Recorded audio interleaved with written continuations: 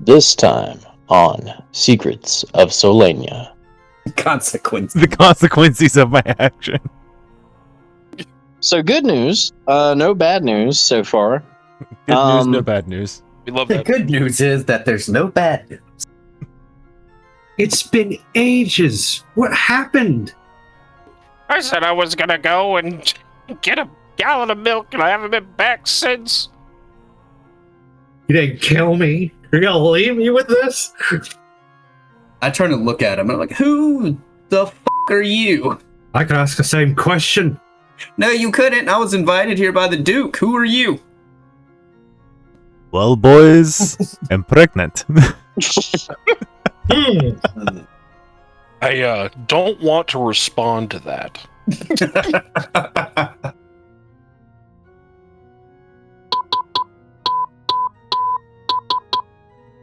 Be better.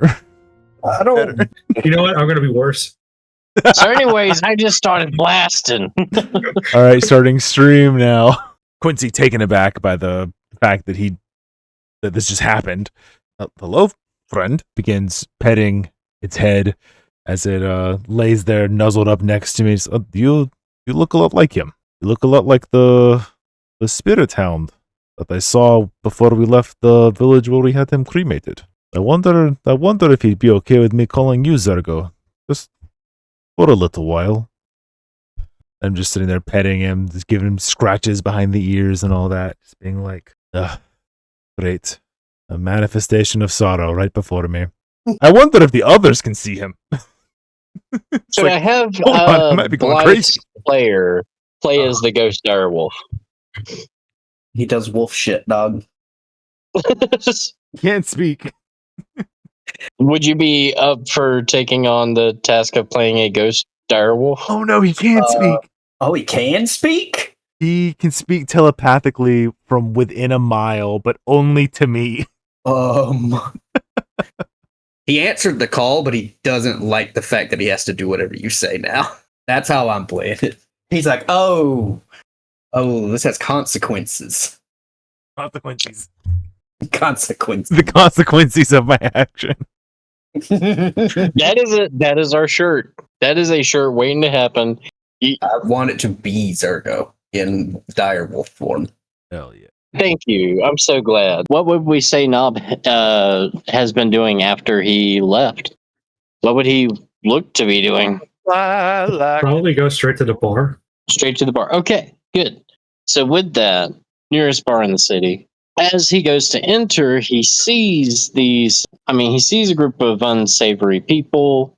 They could see that he's a pirate, and so at the very least, he should be safe here as he enters. As long as I'm anywhere else. Well, first he's probably gonna drink a lot. Let's see. After the first one is when you start to really feel the alcohol. You said you were drinking a lot, so let's get a Constitution save. That's a 9. A 9? Oh, okay. So it's not even halfway through the second drink. Nob is already pretty buzzed. I would say if he goes to step off his stool from the bar, he's going to have a sway in his step. Nose is definitely numb. Just off those two, would he be drinking a lot more than that, or would he? Probably keeping himself at that spot. Okay. Trying to figure out what he's doing with his life. That's when he notices his two pirate friends. One was Patrick Skirless, and the other one is, of course, Roger Mossberg, like mossy blue-green color tiefling with a green beard. And you notice, since the last time you've seen Mossberg, he's walking with a peg leg. No, old boy. It's been ages. What happened? Oh, this? Long story. Didn't eat enough fruit to stave off the scurvy, and it got really bad on my leg of all places. You wouldn't think that would lead to taking a peg leg, but it did. Hey, what about you, Patrick? What are you doing? Patrick just kind of chuckles, and he holds out his hands to give Nob a hug. Oh yeah, he's hugging back like, oh my god. Yeah. They pat Knob on the back and says, "Well, in spite of the news that we have to bring you, this has been very sweet, and it's good to see you. Now, before we get to business," and then he looks over to the bartender. The bartender comes and brings another tall glass of grog for everybody. Each they start drinking a little bit, and they start reminiscing with Knob about old stories. Yeah, another con save. Let's do it. Let's see. That's a 10. That's a 10. Okay. So he's actually staying perfectly where he's been in his state of drunkenness without getting too out of control. And he's actually keeping up with the other two. So after Potrick slams down his empty mug, he says, "Now, what's this I hear that you are palling around with the guy who gave all our crews faulty equipment?" Well, you see, how best to explain this? Circumstance. "Circumstance," says Mossberg as he looks over at Potrick, then back at Knob. Well, you see, I was without crew, without ship, in the middle of plague-infested Valeport. Then one thing leads to another. I'm like, all right, things like that. But "You telling me you rode the caravans with him?" I did. How'd your caravans fare?" We didn't die. Well, most of us didn't die. "I bet you could still shoot pretty straight, huh?" Straight enough. "This guy. I seen him nip an apple in an apple tree 200 yards away." Patrick's like cleaning the grog from his mustache with his thumb and forefinger as he goes, "Really now?" All luck. As of late, it seems to have run out. So, "Indeed it seems," Patrick says as he sits up a little bit and clears his throat. "Guess who's made Pirate Queen, by the way, in your absence?" oh, don't tell me it's who I'm thinking. "Who you thinking?" It's Pimpernel, isn't it? "Pimpernel, indeed." Damn woman. "Now, she's always had a soft spot for you, Knob. But after hearing this business, she's put us on the job. And you know what the job means. Right. Well, It's either got to be you, or it's got to be Norman. And if you are to stay a pirate, and stay on this side of the living, then you've got to make the choice yourself." And with that, Mossberg grabs Knob's hand. Knob feels a cold chill run through his body, and on the palm of his right hand, the black spot. well, gentlemen, he's looking at the black spot. If anyone was to relieve me of life, I'd rather it be you. So let's get this over with. Our job was to deliver the spot itself. So you asking us to do you in? Oh, My life is over. jeez. Roll persuasion. All right. This just took a dark turn. What the heck? Bro, this whole episode's been so dark. That's a 4, my guy. They both look at each other. They laugh. Our kindness was us bringing it to you ourselves. And not what the ones that Pimpernel wanted to bring. Hail to the Queen, Patrick adds to it. So, you've got that right there. Enjoy your time. And with that, they go to leave. I'm just going to continue to look at the black spot. Sons of bitches. You didn't kill me. You're going to leave me with this? All right. Norman, give me a wisdom save. What does a 20 give me? Golly, why am I rolling hot fire today? About What's time. up? Never Normally D&D Beyond screws you over. Yeah, usually I roll like 10 or like 2. So good news. No bad news so far. Good news, no bad news. We love The that. good news is that there's no bad news. You don't fall asleep. You're wide awake in spite of reading those books. You don't have any sort of fatigue or exhaustion. You do catch yourself after reading the books daydreaming a little bit about your wife and your gnome folk back before the Inquisition started burning down gnomish villages. And this Advantage is or to just see flat? if she's just flat, but we are going to use it to see if she's alive or dead. God damn, what is this? 21. Okay, yeah, she's still alive somewhere and has no idea that Norman's still alive. If she finds me, I'm dead. I said I was gonna. I said I was gonna go and get a gallon of milk, and I haven't been back since. 300 years. Well, when you returned, you saw that the village was burned down, but you never found her body. I would say sometime months after that, you saw that she was alive and kind of like on the lam, but you saw that where she was going to be a safer place for her, and that you just whether or not you would have made contact with her, I'll leave that up to you. But I'm assuming Norman would assume that she's safer without her, maybe. Yeah, she's definitely safer without me around. So he's thinking about that part of his past, but knowing that she's safe wherever she is. Quincy, give me a wisdom save. This is why I went to sleep. A bunch of nonsense happening. Did wisdom save? Yes. Check this out, guys. That right there's a 26. Oh God. You're too excited Terrible, huh? having a direwolf ghost under your command, and the ghost of Zergo with you. So, like, you're not even close to falling asleep. That said, you have in the past, recently, the past couple nights, you have been having some nightmares. We've hinted at Quincy's dreams are the sounds of the crackling of fire and the screams of the innocent. It's taken more of a turn as of late, surprisingly. In most recent dreams that he's had, or nightmares, he sees nothing but a canvas of stars and space dust. But then some of the stars seem to lose their glint and vanish.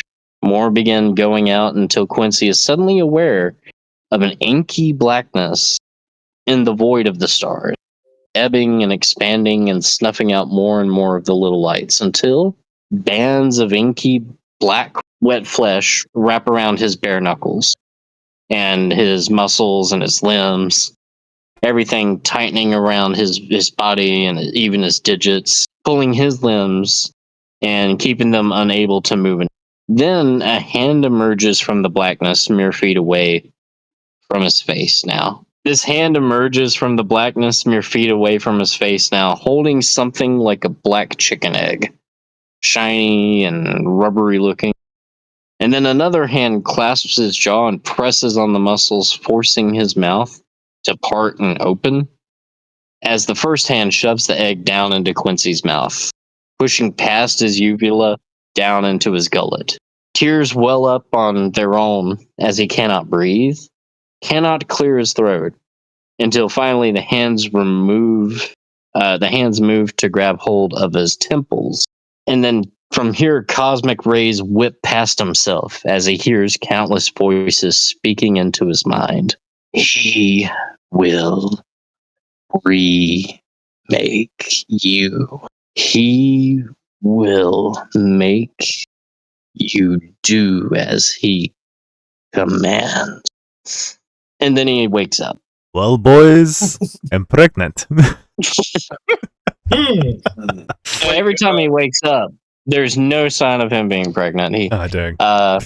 Wait, no, not all dang. No, wait, hold on. at least 2 or 3 times now. Yeah, each time he wakes up, he's probably just like muttering and cursing to himself. Like, there's never been any driving force in me other than the pure white anger. What do the space fingers think they're going to do? This kind of goes on about his day after that. Norman, back in the library, he does, as he's like studying through the books and he's finishing up on the last few pages at the table there, he does notice, how do I put, like, he sees the Duke pass by with a dwarf wearing cleric armor. Yeah. Would you look at that? And he hears the noble talking with this dwarf in cleric armor. and like he doesn't get a good view of the dwarf, but he does see that it is a big, strong, relatively strong dwarf. As the Duke says something along the lines of, "And this is the library. This is the music room. She's mostly been seen around this hallway, and over here's and as his voice trails off, leading down the guest rooms and stuff. Blythe, there's no dream for you as you sleep. That said, the bed does smell a little funny." Actually, I'll go to the library because that's the last place I heard that Norman and Quincy said that they were going to be. From the common room to the treasured room, make your way into the hallway, and then you can see left is the music room, right is the library, and Norman is just now coming out. What time is it, Norman? I'm gonna steal more, and I'm gonna head into the I'm gonna go to the treasured rarities room. Wait, what time is it first? God damn it! It was a simple question. That's when Blythe walks by Algrim and Island. Oh, I turn to look at him. And I'm like, "Who the fuck are you?" I could ask the same question. No, you couldn't. I was invited here by the Duke. Who are you? So was I. Who are you? You think you're gonna cut in on our ghost killing money, Mr. Sir? I don't do it for the money. I do it for the love of the game, laddie. That's lame as fuck. I'm not worried about you no more, and I walk away. Give me a perception check, Blythe. That's another 5. I am not seeing nothing today. You do notice a shadowy figure dart into the music room. Like, you just, corner of your eye, you can't say you saw it for certain. Something dart into the music room. That's just that one guy from earlier when we were at dinner. Ghosts don't dart. And given the fact that Quincy has a ghost direwolf, give me a perception roll with advantage in Quincy's bedroom. Oh, y'all are coming out? I thought y'all were in the room. Well, people are shouting. Okay. People are shouting in the hallway. Quincy, come with me.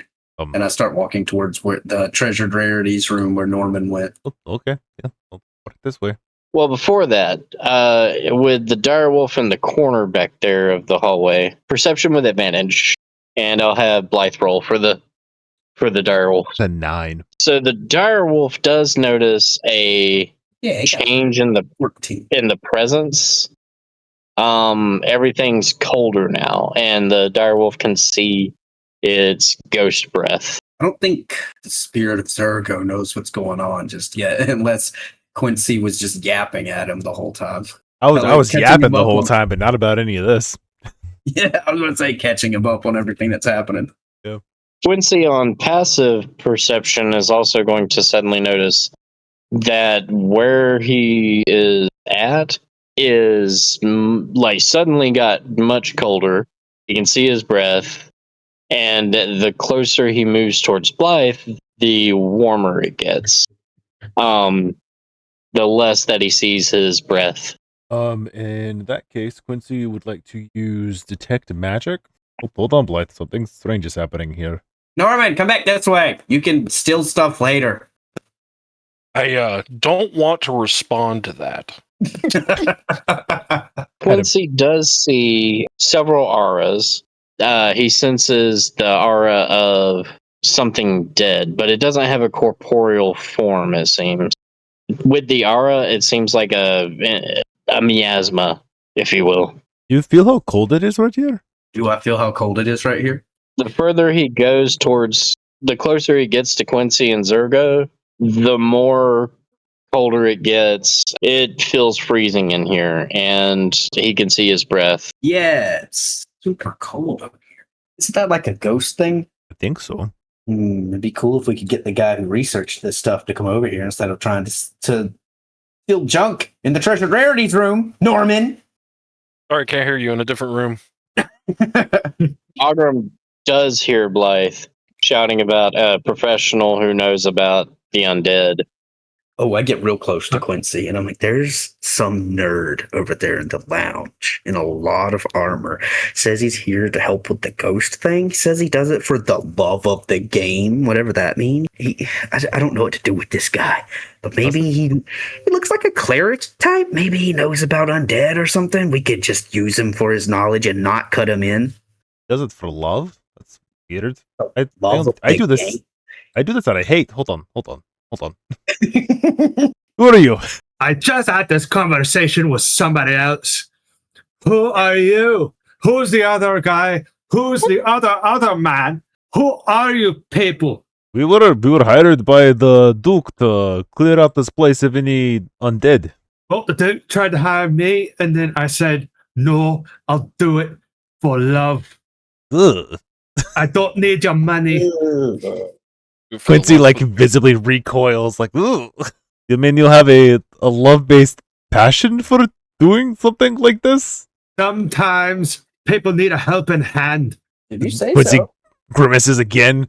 Okay. I suppose you can help us out. You have a history of doing things like this, or is like the hobby of the week? For long? No.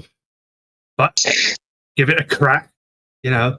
All right. Well, if you're giving it a crack, there's a whole crevice over here in the hallway. Hold on, I gotta go get the other guy. Go. There's down there. There's the dude with the red skin and the horns, and a figment of my imagination brought on by the depths of despair. Go stand by them. Go over here to tell Norman to hurry the hell up. He sees Norman's looking around and can't seem to find anything of value. Norman, come on, it's all fake. We gotta go fight the ghost. Yep, yeah, well, I see the same thing. Bunch of cheap crap. Follow behind him. It's all plastic Yeah. painted to look shiny. This is where Norman and Augram meet for the first time. Oil! Every single time. Okay. I am Ogren. Oh no, he's talking slow at us. He thinks we're dumb. no! Quincy can see that the miasma is moving closer towards Blythe and the direwolf. Yeah, right there's good. Anyway, we should probably start blasting. Wait a minute! Why is there a giant wolf? That is a figment of my imagination brought on by the depths of despair. Don't worry about him. We can see. Oh, well, it, that's what you say. Nobody else is able to see the miasma except for Quincy. Zergo, give me perception with advantage again. That's a 21. So a nat 20. Yeah? Yeah, I think so. Yeah. Zergo is able to see the miasma form, unlike anybody else can see. And as the form travels down the hallway, every light in the hallway snuffed out. And both Zergo and Quincy see water, like raindrops, on the rug. Nobody hears it happening. It just seems to appear. Quincy, ghost. You know I don't do spirits. Let me out of here. Hold on. Thing, whatever you are, stop. I'm going to attempt to cast command on it. That is a nat 20. After breakfast, everybody did get their weaponry back. I meant to mention that way sooner. Not even Sorry shoot for my it. continuity error. Why does everyone look terrified? What's happening? Ghost. And then I would say that's when the lights just go out completely, and a flash of thunder just illuminates the place for a second. And that's when everybody, including those that can see the miasma form, they start to see a human female body dripping in the dark, illuminated by the lightning flash for a moment, and then another lightning flash, and she's gone. Those that can see the aura, Zergo and Quincy, it moves towards the party, and that's where we're going to have Augram for the first turn. He's going to try to make his way to the front of the party, and he's going to say, right, come out, you spooky bitch. So that's going to make it Blythe's turn then, as Augram holds action.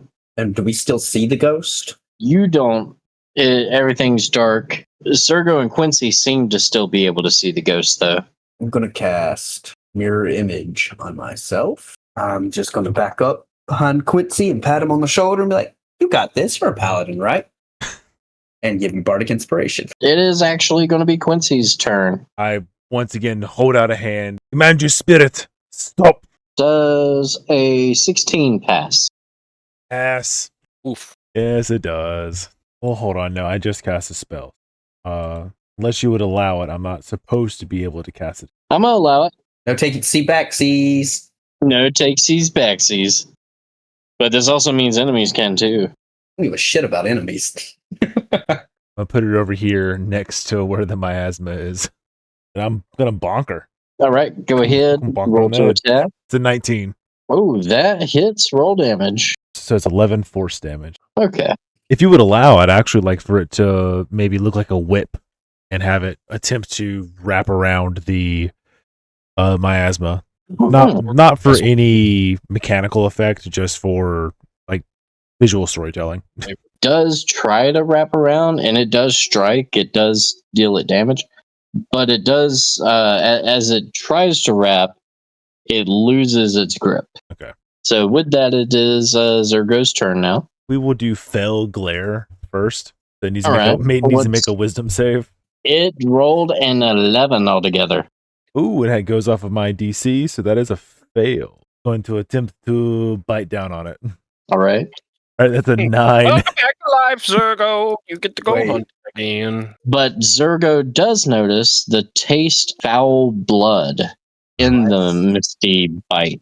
Make a history roll using Zergo's history stats if you have it. 10. All right. So he would recall that, like, not from personal experience, but being told that vampire blood is a very unique taste to werewolves.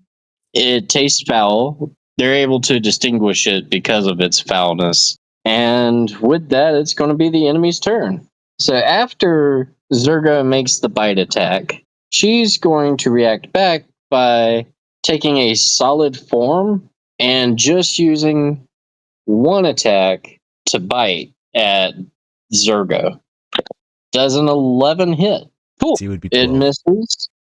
And then it uses the rest of its action to turn back into the incorporeal form. From there, it is Norman's turn. First, I'm going to recall anything that I might have read in the last 12 hours. History with advantage. 21, 19. All right, so 21.